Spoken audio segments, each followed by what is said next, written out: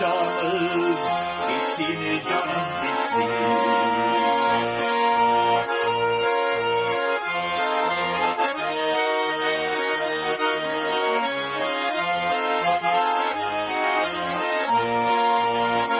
Yazıda kıyas, şeyin sesken olsun, kutken yandır, bulat mima yavsin.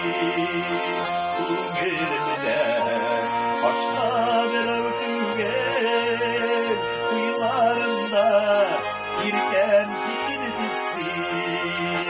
Kulun elimde, başka bir ötügen, kuyularında canım, tiksin canım tiksin.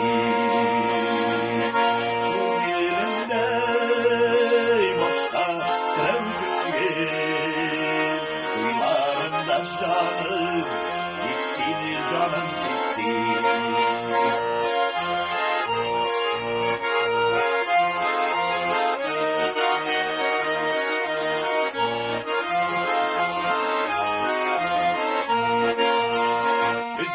Ziller, yaprakların izler, yapraklık allarıma düşsün.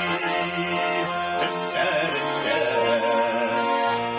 insan taşları, yıkımlı düşlerime girsin.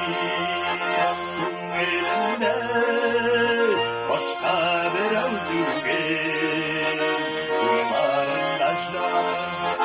tiksin canım tiksin.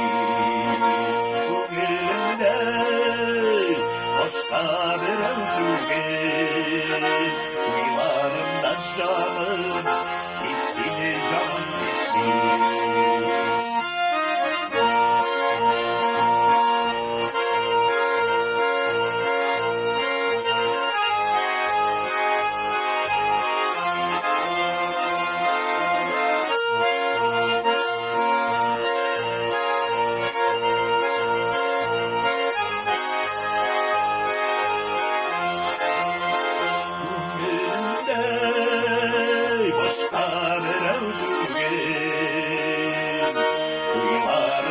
Canım, tiksin canım tiksin.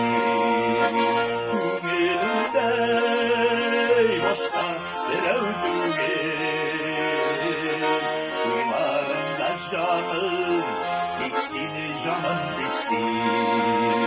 Kuyularımda canım,